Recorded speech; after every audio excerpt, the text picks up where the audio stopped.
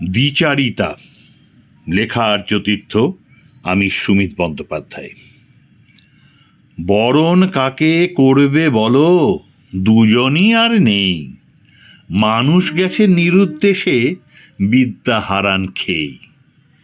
যতই সাজাও ঘটা করে মূর্তি এবং ছবি, বাণী সুবাস, সুভাষ বাণী দূর গিয়েছে সবই।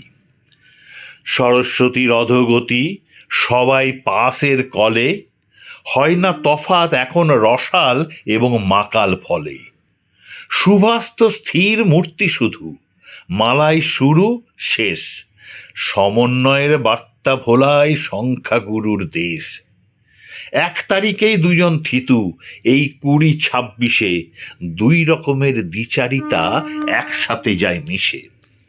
ডিগ্রি এখন তুচ্ছ নথি, ঘুষের টাকা বিনা। 1,20,000 চাকরি দেখো কিনতে পারো কিনা। তবেই পাবে শিক্ষকতার ভার কোনো স্কুলে, মানুষ গড়ার পাঠশালাতে গিয়েছে বিষ মূলে। সরস্বতী স্থিতি হওয়ার নেই রে পরিস্থিতি, যেমন বেকার ভাষণ ভরা নেতাজি উদ্ধৃতি। সে লোক যেমন দেশ দেখেছেন, আমরা দেখি কই। আমজনতার হাতে মোবাইল, কমছে ক্রমেই বই। মোবাইল বেয়ে বিভাজনের বার্তা দিনে রাতে, চাইছে সেটাই দেশ চালানোর ক্ষমতা যেই হাতে।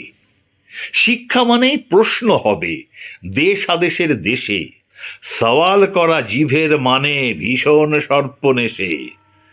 ভুলছে সবাই সরস্বতীর সত্যতে পথ বাঁধা, ভুলছে সবাই সাবিত্রীবাই গায়ে ছোঁড়া কাদা। যে ঈশ্বর আর যেই বিবেকের সন্ততি ওই সুভাষ, তাদের পথে বাঁধ দিয়ে আজ ফাঁপায়ে উল্লাস।